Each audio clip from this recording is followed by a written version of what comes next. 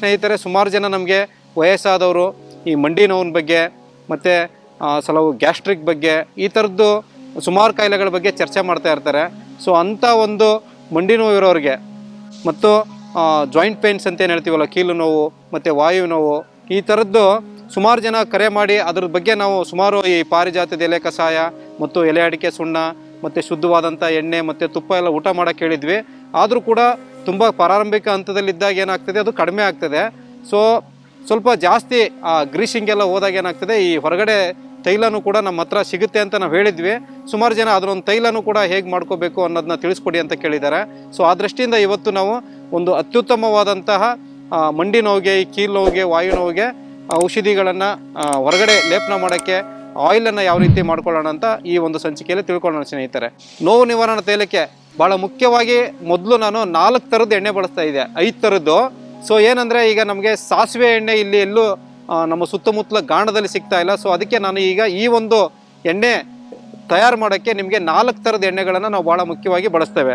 ಭಾಳ ಮುಖ್ಯವಾಗಿ ನಾವು ಪ್ರಧಾನವಾಗಿ ಸುಮಾರು ಒಂದು 5 ಲೀಟ್ರ್ನಷ್ಟು ಅಥವಾ 1 ಲೀಟ್ರ್ನಷ್ಟು ಈ ಒಂದು ಶುದ್ಧವಾದಂತಹ ಗಾಣದಲ್ಲಿ ತೆಗೆದಿರ್ತಕ್ಕಂಥ ಎಳ್ಳೆ ಎಣ್ಣೆನ ನಾವು ತಗೊಂಡ್ರೆ ಒಂದು 100 ml ಅಷ್ಟು ನಾವೇನು ಮಾಡ್ತೇವೆ, ಹೊಂಗೆ ಎಣ್ಣೆನ ಬಳಸ್ತೇವೆ. ಅದಕ್ಕೆ 100 ml ಅಷ್ಟನ್ನು ಹೊಂಗೆ ಎಣ್ಣೆ ಜೊತೆಗೆ ನಾವೇನು ಮಾಡ್ತೇವೆ, ಒಂದು 100 ml ಅಷ್ಟು ಹರಳೆಣ್ಣೆ ಅಥವಾ ಔಡ್ಲೆಣ್ಣೆ ಅಂತ ಏನು ಹೇಳ್ತೀವಲ್ಲ ಅದನ್ನು ಬಳಸ್ತೇವೆ. ಹಾಗೆಯೇ ಒಂದು 100 ml ಅಷ್ಟು ನಾವು ಕೊಬ್ಬರಿ ಎಣ್ಣೆನ ಬಳಸ್ತೇವೆ. ಸೊ ಕೊಬ್ಬರಿ ಎಣ್ಣೆ, ಹರಳೆಣ್ಣೆ ಮತ್ತು ಹೊಂಗೆ ಎಣ್ಣೆ ಮತ್ತು ಅದಕ್ಕೆ 10 ಪಟ್ಟು ಅಂದರೆ ಒಂದು 100 ml ಇದನ್ನು ನಾವು ತೊಗೊಂಡ್ರೆ ಒಂದು 1000 ml ಅಂದರೆ 1 ಲೀಟ್ರಷ್ಟು ಎಳ್ಳೆಣ್ಣೆನ ಯೂಸ್ ಮಾಡ್ತೇವೆ. ಸೊ ಇದೇನಾಗ್ತದೆ ಅಂತಂದರೆ, ನಿಮಗೆ ಶುದ್ಧವಾದಂತಹ ಗಾಣದಲ್ಲೇ ಸಿಗ್ತಕ್ಕಂಥ ಎಣ್ಣೆನ ಬಳಸಬೇಕಾಗ್ತದೆ ಒಂದು ಭಾಗ. ಸೊ ಸಾಸಿವೆ ಎಣ್ಣೆ ನಮ್ಮ ಈ ಸೌತ್ ಕರ್ನಾಟಕದಲ್ಲಿ ಎಲ್ಲಿ ನಾವು ಗಾಣದಲ್ಲಿ ಆಡಿಸ್ಕೊಡದೇ ಇರೋದ್ರಿಂದ ಆ ಎಣ್ಣೆ ಒಂದು ಬಿಟ್ಟಿದ್ದೇವೆ. ತಮಗೆಲ್ಲರೂ ಆ ಎಣ್ಣೆ ಸಿಕ್ಕರೆ ಸಾಸಿವೆ ಎಣ್ಣೆನೂ ಕೂಡ ಒಂದು 100 ml ಅಷ್ಟು ಬಳಸ್ಕೋಬೋದು. ಸೊ ಈ ಪಂಚತೈಲಗಳ ಜೊತೆಗೆ ನಾವು ಸುಮಾರು ಒಂದು 10 ರಿಂದ 12 ಥರದ್ದು ಈ ಗಿಡಮೂಲಿಕೆಗಳನ್ನು ಕೂಡ ನಾವು ಈ ಒಂದು ಪೇಯ್ನ್ ಕಿಲ್ಲರ್ ಆಯಿಲ್ಗೆ ಅಥವಾ ನೋವು ನಿವಾರಣಾ ತೈಲಕ್ಕೆ ಬಳಸ್ತೇವೆ. ಅದರಲ್ಲಿ ಭಾಳ ಮುಖ್ಯವಾಗಿ ನಾವು ಈ ಎಲೆ ಹುರಿ ಗಿಡ ಅಂತ ಸಿಗುತ್ತೆ ನಮಗೆ. ಇದು ಭಾಳ ಅದ್ಭುತವಾಗಿ ನಮಗೆ ನೋವು ನಿವಾರಣೆಗೆ ಕೆಲಸ ಮಾಡ್ತದೆ. ಸೊ ಈ ಒಂದು ಎಲೆ ಹುರಿ ಗಿಡ ನಮಗೆ ಭಾಳ ಏನು ಕಷ್ಟ ಬಿದ್ದಬೇಕಾಗಿಲ್ಲ. ಸೊ ನಮ್ಮ ರಸ್ತೆ ಪಕ್ಕಗಳಲ್ಲಿ ಮತ್ತು ಹೊಲಗಳ ಬದುಗಳಲ್ಲಿ ಮತ್ತು ನಮಗೆ ಈ ಪಾಳು ಬಿದ್ದಿರ್ತದೆ ನೋಡಿ, ಅಲ್ಲೆಲ್ಲ ಪ್ರದೇಶದಲ್ಲಿ ತುಂಬ ಯಥೇಚ್ಛವಾಗಿ ಬೆಳೀತದೆ. ಸೊ ಇದು ಐಡೆಂಟಿಫಿಕೇಷನ್ ಮಾಡೋದು ಹೇಗೆಂದರೆ, ನೋಡಿ ನಾವು ಇದನ್ನು ಈ ರೀತಿ ಕಾಯಿಗಳು ಬರ್ತವೆ ಮತ್ತು ಈ ಗಿಡಕ್ಕೆ ನಾವು ಸುಮಾರು ಯೆಲ್ಲೋ ಕಲರು ಅಂದರೆ ಈ ಹಳದಿ ಬಣ್ಣದ ಹೂಗಳು ಬರ್ತವೆ. ಸೊ ಇದು ನಿಮಗೆ ತುಂಬ ಅತ್ಯದ್ಭುತವಾಗಿ ನೋವು ನಿವಾರಕವಾಗಿ ಕೆಲಸ ಮಾಡ್ತದೆ. ಸೊ ಇದಕ್ಕೆ ನಾವು ಈ ಎಣ್ಣೆಗೆ ಒಂದು ನಿರ್ದಿಷ್ಟ ಪ್ರಮಾಣದಲ್ಲಿ ಅದರದ್ದೊಂದು ಪೇಸ್ಟ್ನ ಹಾಕಿದಾಗ ಏನಾಗ್ತದೆ, ಇದರಲ್ಲಿರ್ತಕ್ಕಂಥ ಔಷಧಿಗಳೆಲ್ಲ ನಮಗೆ ಟ್ರಾನ್ಸ್ಫರ್ ಆಗಿ ಅತ್ಯದ್ಭುತವಾಗಿ ನಮಗೆ ನೋವು ನಿವಾರಣಾ ತೈಲಕ್ಕೆ ಇದು ಬಳಸ್ತದೆ. ಸೊ ಇದೊಂದು ಮುಖ್ಯ ಇನ್ನೊಂದು ಗುಣ ಏನಂತಂದರೆ, ಸೊ ಈ ಎಲೆ ಹುರಿ ಗಿಡದ ಈ ಒಂದು ಸೊಪ್ಪಿದೆಯಲ್ಲ, ಅದನ್ನ ನಾಟಿ ಹಸು ಬೆಣ್ಣೆಯಲ್ಲಿ ಚೆನ್ನಾಗಿ ಅರಿದ್ಬಿಟ್ಟು ಈ ಲಕ್ವ ಹೊಡೆದಾಗ ನಮಗೆ ಕೆಲವ್ರಿಗೆ ಏನಾಗಿರುತ್ತೆ, ಕೈಯೆಲ್ಲ ಸ್ವಲ್ಪ ಈ ಸ್ವಾಧೀನ ಕಡಿಮೆ ಆಗಿರ್ತದಲ್ವ, ಕೆಲವರಿಗೆ ಈ ಸಕ್ಕರೆಲ್ಲ ಆಗಿರ್ತದೆ ನೋಡಿ, ಅಲ್ಲಿ ಲೇಪನ ಮಾಡಿದ್ರೆ ಅತ್ಯದ್ಭುತವಾದಂತಹ ಪರಿಣಾಮಕಾರಿಯಾದಂತಹ ಔಷಧಿಯಾಗಿ ಕೆಲಸ ಮಾಡ್ತದೆ ಈ ಎಲೆಹುರಿ ಗಿಡದ ಸೊಪ್ಪು. ಸೊ ಹಾಗೆ ನಿಮಗೆ ಗೊತ್ತಿರುವ ಹಾಗೆ ನಮ್ಮ ಪ್ರಕೃತಿಯಲ್ಲಿ ಸಿಗ್ತಕ್ಕಂಥ ಹೆತ್ತುತ್ತಿ ಗಿಡ ಅಂತ ಸಿಗುತ್ತೆ. ಇದು ಸುಮಾರು ಇದು ಈ ಅತಿ ಬಲ ಮತ್ತು ಬಲ ಇದೆಯಲ್ಲ ಆ ಒಂದು ವರ್ಗಕ್ಕೆ ಸೇರಿರತಕ್ಕಂಥ ಗಿಡ ಇದು. ಸೊ ಇದು ನಿಮಗೆ ಈ ಪಾಳು ಭೂಮಿಯಲ್ಲಿ, ಇದು ರಸ್ತೆಗಳ ಪಕ್ಕದಲ್ಲಿ ಮತ್ತು ಹೊಲಗಳ ಬದುಗಳಲ್ಲಿ ಸಿಗ್ತಕ್ಕಂಥದ್ದು. ಮತ್ತು ವಿಚಿತ್ರ ಏನಂತಂದರೆ, ನಾವಿಲ್ಲೇನು ನಿಮ್ಗೆ ತೋರಿಸ್ತಾ ಇದ್ದೀವಿ, ಸೊ ಇಲ್ಲಿ ತೋರಿಸ್ತಕ್ಕಂಥ ಪ್ರತಿಯೊಂದು ಸಸ್ಯಗಳು ಕೂಡ ಈಸಿಯಾಗಿ ಅವೈಲೇಬಲ್ ಇರ್ತಕ್ಕಂಥವು ಮತ್ತು ಸುಲಭವಾಗಿ ಸಿಗ್ತಕ್ಕಂಥವು ಮತ್ತು ನಿಮಗೆ ಫ್ರೀ ಆಫ್ ಕಾಸ್ಟ್. ನಾವು ಯಾರೂ ಬೆಳೆಸಿರೋದಿಲ್ಲ ಇದನ್ನ.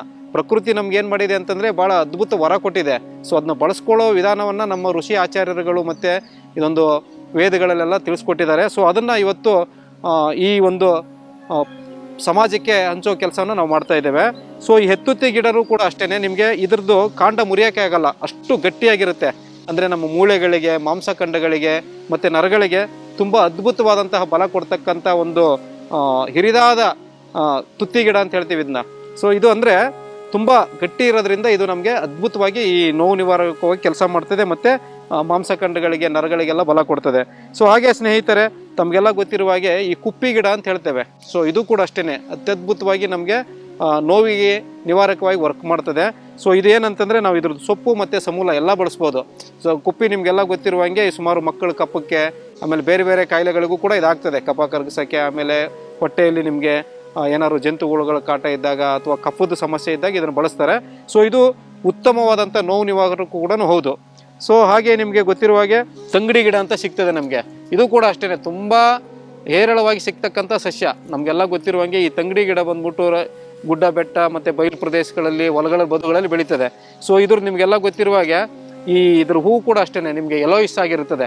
ತುಂಬ ಇದು ಹೊನ್ನಂಬರಿಕೆ ಗಿಡ ಅಂತಾರೆ, ಕೆಲವು ಸೈಡು ಆವರಿಕೆ ಅಂತಾರೆ, ಕೆಲವು ಕಡೆ ಅಂಬರಿ ಗಿಡ ಅಂತಾರೆ. ಇದ್ರ ಸೊಪ್ಪು ಕೂಡ ನಮಗೆ ತುಂಬ ಅದ್ಭುತವಾದಂತಹ ನೋವು ನಿವಾರಕವಾಗಿ ಕೆಲಸ ಮಾಡ್ತದೆ.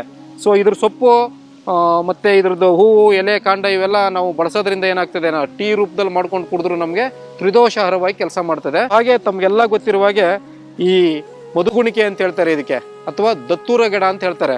ಸೊ ಇದು ಕೂಡ ಅದ್ಭುತವಾದಂಥ ನೋವು ನಿವಾರಕ. ಸುಮಾರು ನಮಗೆ ಈ ಗಂಟ್ಲು ಊತ ಬಂದಾಗ, ಮತ್ತು ಕಾಲುಗಳಲ್ಲಿ ಊತ ಇದ್ದಾಗ, ಮತ್ತು ತುಂಬ ಏನಾದ್ರು ಬಿದ್ದು ನಮಗೆ ನೋವುಗಳಾದಾಗ ಏನಾಗ್ತದೆ, ಈ ಒಂದು ಗಿಡದ ಎಲೆನ ಎಣ್ಣೆ ಹಚ್ಚಿ ಬಿಸಿ ಮಾಡಿ ನಮಗೆಲ್ಲ ಕಟ್ತಾ ಇದ್ರು ಚಿಕ್ಕ ವಯಸ್ಸಲ್ಲಿ. ತುಂಬ ಅದ್ಭುತವಾದಂತಹ ನೋವು ನಿವಾರಕವಾದಂತಹ ಸಸ್ಯ ಈ ಮಧುಗುಣಿಕೆ ಗಿಡ. ಸೊ ಇದರಲ್ಲಿ ನಿಮಗೆ ಗೊತ್ತಿರುವಂಗೆ 2 ಥರ ಬರ್ತದೆ. ಒಂದು ಬಿಳಿ ಹೂವು ಬಿಡುವಂಥದ್ದು, ಮತ್ತು ಇನ್ನೊಂದು ಕಪ್ಪು ಹೂವು ಬಿಡುವಂಥದ್ದು. ಸೊ ಈ ಬಿಳಿ ಹೂವು ಬಿಡುವಂಥದ್ದು ಕೂಡ ಔಷಧಿ ಗುಣ ಹೊಂದಿದೆ. ಸೊ ಕಪ್ಪು ಗಿಡದ್ದು ಹೂವು ಬಿಡುವಂಥದ್ದು ಅಂದರೆ ನೇರಳೆ ಬಣ್ಣದ ಹೂವು ಬಿಡುತ್ತೆ ಅದು. ಸೊ ಅದ್ರ ಕಾಂಡ ಎಲ್ಲ ಏನಿರುತ್ತೆ, ನೀಲಿ ಥರ ಇರ್ತದೆ. ಸೊ ಅದು ಕೂಡ ಅದ್ಭುತವಾದಂತಹ ಒಂದು ನೋವು ನಿವಾರಕವಾಗಿ ಕೆಲಸ ಮಾಡ್ತದೆ, ಮತ್ತು ಗಂಟುಗಳನ್ನು ಕರೆಸ್ತಕ್ಕಂಥ ಕೆಲಸ ಮಾಡ್ತದೆ. ಸೊ ಇದು ಕೂಡ ನಾವು ಈ ಒಂದು ನೋವು ನಿವಾರಣಾ ತೈಲಕ್ಕೆ ಬಳಸ್ತೇವೆ. ಹಾಗೆ ಸ್ನೇಹಿತರೆ, ತಮಗೆಲ್ಲ ಗೊತ್ತಿರುವ ಹಾಗೆ ಈ ಲಕ್ಕಿ ಗಿಡ. ಸೊ ಲಕ್ಕಿ ಗಿಡ ಅಂತಂದರೆ ನೀರ್ಗುಂಡಿ ಅಂತ ಕರಿತೇವೆ ನಾವು ಸಂಸ್ಕೃತದಲ್ಲಿ. ಈ ಲಕ್ಕಿ ಸೊಪ್ಪನ್ನು ನಾವೆಲ್ಲ ಬೇರೆ ಬೇರೆ ಕಾಯಿಲೆಗಳು ಕೂಡ ಬಳಸ್ಬೋದು. ಇದು ಅದ್ಭುತವಾದಂತಹ ನೋವು ನಿವಾರಕ. ಸೊ ಇದ್ರ ಪೇಸ್ಟ್ನ ನೀವು ಹೊರದ್ಬಿಟ್ಟು ನಾವೇನಾದ್ರು ಕೈ ಉಳುಕದಲ್ಲಿ ಅಥವಾ ನೋವಿರೋ ಕಡೆಯನ್ನು ಸ್ವಲ್ಪ ಎಣ್ಣೆ ಜೊತೆ ಮಿಕ್ಸ್ ಮಾಡಿ ಹಚ್ಚಿದ್ರೆ ಅತ್ಯುತ್ತಮ ನೋವು ನಿವಾರಕವಾಗಿ ವರ್ಕ್ ಮಾಡ್ತದೆ. ಹಾಗೆ ಸ್ನೇಹಿತರೆ, ಇದು ಮಹಾಮೇರಿ ಅಂತಂದ್ಬಿಟ್ಟು. ಸೊ ಇದು ಏನಂತಂದರೆ ನಿಮಗೆ ಈ ಲಕ್ವಾ ಕಾಯಿಲೆಗೆ ತೈಲ ಮಾಡ್ಬೇಕಾದ್ರೆ ನಾವು ಇದು ಅದ್ಭುತವಾಗಿ ಕೆಲಸ ಮಾಡ್ತದೆ. ಇದು ನಾಯಿ ತುಳಸಿ ಅಂತಲೂ ಹೇಳ್ತಾರೆ ಕೆಲವು ಭಾಗದಲ್ಲಿ. ಅಂದರೆ ತುಳಸಿಯಲ್ಲಿ ಒಂದು ವರ್ಗ ಇದು. ತುಂಬ ಪರಿಮಳಯುಕ್ತವಾಗಿರ್ತದೆ. ನೀವು ರಸ್ತೆ ಬದಿಯಲ್ಲಿ ಇದೆಲ್ಲರೂ ಬೆಳೆದಿರೋದಿದ್ರೆ ನೀವು ಅಲ್ಲಿ ಹೋದರೆ ಅದರದ್ದು ವಾಸನೆ ಬಡಿತದೆ ನಮಗೆ. ಅಷ್ಟು ಪರಿಮಳಯುಕ್ತವಾದಂಥ ಸತ್ಯ ಮತ್ತು ಅಷ್ಟು ನೋವು ನಿವಾರಕವಾದಂತಹ ಒಂದು ಕೆಲಸವನ್ನು ಇದು ಮಾಡ್ತದೆ.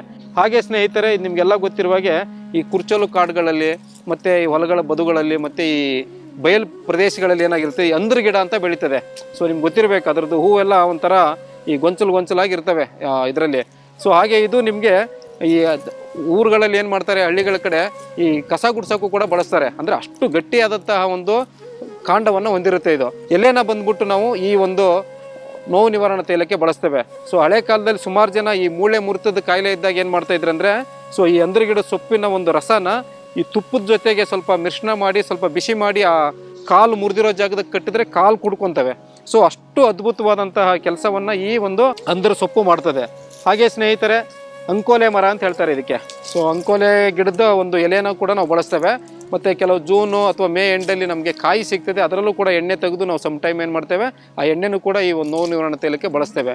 ಸೊ ಅಂಕೋಲೆ ಎಣ್ಣೆ ಇದೆ ಅಲ್ವಾ, ಅದು ಅದ್ಭುತವಾದಂಥ ನೋವು ನಿವಾರಕ ಮತ್ತು ಈ ಮೂಳೆಗಳಿಗೆ ಮತ್ತು ಈ ಮಂಡಲಕ್ಕೆ ತುಂಬ ಅದ್ಭುತವಾಗಿ ಶಕ್ತಿ ಕೊಡ್ತದೆ ಅಂತ ಹೇಳ್ತಿದೆ ಆಯುರ್ವೇದ. ಸೊ ಈ ಅಂಕೋಲೆ ಸೊಪ್ಪನ್ನು ಕೂಡ ನಾವು ಈ ನೋವು ನಿವಾರಣಾ ತೈಲಕ್ಕೆ ಬಳಸ್ತೇವೆ. ಸೊ ಅಂಕೋಲೆ ಗಿಡದ್ದು ಅಷ್ಟೇನೆ, ಇಲ್ಲಿ ತೋರಿಸ್ತಕ್ಕಂಥ ಎಲ್ಲ ಗಿಡದ್ದು ಬೇರೆ ಬೇರೆ ಔಷಧಿಗಳು ತುಂಬ ಇದ್ದಾವೆ. ಸೊ ನಾವು ಇಲ್ಲಿ ಇದನ್ನು ನೋವು ನಿವಾರಣಾ ತೈಲಕ್ಕೆ ಬಳಸ್ತೇವೆ. ಸೊ ಹಾಗೆ ತಮಗೆಲ್ಲ ಗೊತ್ತಿರುವ ಹಾಗೆ ಈಗ ನಾವು ಹೆತ್ತುತ್ತಿ ಅಂತ ಹೇಳ್ತಾರೆ, ಬಲ ಮತ್ತು ಅತಿ ಬಲ ಅಂತೇಳಿ 2 ಸಸ್ಯಗಳಿದ್ದಾವೆ. ಹೆತ್ತುತ್ತಿ ಅನ್ನೋದು ಅದೇ ವರ್ಗಕ್ಕೆ ಸೇರಿರುವಂಥದ್ದು. ಮಹಾಬಲ ಅಂತಿದೆ, ಈ ಥರದ್ದೆಲ್ಲ ಸಸ್ಯಗಳಿರ್ತವೆ. ಸೊ ಬಲ ಮತ್ತು ಅತಿ ಬಲ ಏನು ಸಸ್ಯಗಳಿದಾವಲ್ವಾ, ಇವು ರಾಮಾಯಣ ಮಹಾಭಾರತದ ಕಾಲದಲ್ಲೂ ಕೂಡ ಏನಾಗಿದ್ದಾವೆ, ಇದು ನಮ್ಮ ಆಯುರ್ವೇದ ಗ್ರಂಥಗಳಲ್ಲಿ ಉಲ್ಲೇಖ ಇದ್ದಾವೆ. ಇದ್ರ ಬಗ್ಗೆ ಹಲವಾರು ಕಥೆಗಳಿದ್ದಾವೆ. ಸೊ ಹೀಗಾಗಿ ಸ್ನೇಹಿತರೆ, ಈ ಹೆತ್ತುತ್ತಿ ಅಥವಾ ಈ ಬಲ ಮತ್ತು ಹುಣಸೆ ಸೊಪ್ಪು ಅಂತ ಬರುತ್ತೆ ನೋಡಿ, ಅದು ಕೂಡ ಅದ್ಭುತವಾಗಿ ಕೆಲಸ ಮಾಡ್ತದೆ. ಸೊ ಹೆತ್ತುತ್ತಿ, ಬಲ ಇವೆಲ್ಲ ನಮ್ಮ ನೋವು ನಿವಾರಣಾ ತೈಲಕ್ಕೆ ಸಮೂಲವನ್ನು ಬಳಸ್ತೇವೆ. ಹಾಗೆ ಹುಣಸೆ ಸೊಪ್ಪನ್ನು ಕೂಡ ನಾವು ಈ ನೋವು ನಿವಾರಣಾ ತೈಲವಾಗಿ ಬಳಸ್ತೇವೆ. ಸಮ್ ಟೈಮ್ ಏನಂದರೆ ನಮಗೆ ಈ ರಸ್ತೆ ಬದಿಗಳೆಲ್ಲರೂ ಇದ್ರದ್ದು ಬೇರುಗಳು ಸಿಕ್ಕರು ಕೂಡ ನಾವು ಬೇರಿನ ತೊಗಟೆಯನ್ನು ಕೂಡ ಬಳಸ್ತೇವೆ.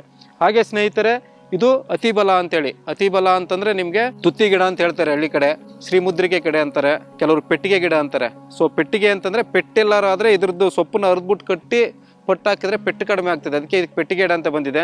ಶ್ರೀಮುದ್ರಿಕೆ ಅಂತ ಯಾಕಂತಾರೆ ಅಂದರೆ ಇದ್ರದ್ದು ಈ ಕಾಯಿ ಬಂದ್ಬಿಟ್ಟು ಈ ಮುದ್ರೆ ಥರ ಇರುತ್ತೆ. ಮತ್ತು ಕೆಲವು ಭಾಗದಲ್ಲಿ ಇದಕ್ಕೆ ತುರ್ಬಿ ಅಂತ ಹೇಳ್ತಾರೆ. ತುರ್ಬಿ ಅಂದರೆ ಹೆಣ್ಮಕ್ಳು ಏನು ಇಲ್ಲಿ ಜಡೆ ಕಟ್ಟಿದ ಮೇಲೆ ಇದು ಮಾಡ್ತಾರಲ್ವ, ಆ ತುರ್ಬಿ ಆಕಾರದಲ್ಲಿರೋದು ತುರ್ಬಿ ಸೊಪ್ಪು ಅಂತಾರೆ. ಸುಮಾರು ಇದನ್ನು ನಾವು ಬೇರೆ ಬೇರೆ ಕಾಯಿಲೆಗಳಲ್ಲಿ ಬಳಸ್ತಾರೆ. ಸೊ ಇದು ಕೂಡ ಅತ್ಯದ್ಭುತವಾದಂತಹ ಪೆಟ್ಟಿಗೆ ಅಂದರೆ ನೋವಿಗೆ ಅದ್ಭುತವಾದಂತಹ ಕೆಲಸ ಮಾಡ್ತಕ್ಕಂಥ ಔಷಧಿ ಸಸ್ಯ. ನೋವು ನಿವಾರಣಾ ತೈಲ ಮಾಡ್ಕೊಳ್ಳೋಕ್ಕೆ ಈ ಒಂದು ಗಿಡಮೂಲಿಕೆಗಳನ್ನು ಬಳಸ್ತೇವೆ. ಇದ್ರ ಜೊತೆಗೆ ಭಾಳ ಮುಖ್ಯವಾಗಿ ನಾವು ಕರ್ಪೂರವನ್ನು ಬಳಸ್ತೇವೆ. ಹಾಗೆ ಬೆಳ್ಳುಳ್ಳಿಯನ್ನು ಬಳಸ್ತೇವೆ. ಬೆಳ್ಳುಳ್ಳಿ ಕೂಡ ನಿಮಗೆ ಅದ್ಭುತವಾದಂಥ ನೋವು ನಿವಾರಕವಾಗಿ ಕೆಲಸ ಮಾಡ್ತದೆ ಈ ಎಣ್ಣೆಗಳ ಜೊತೆಗೆ.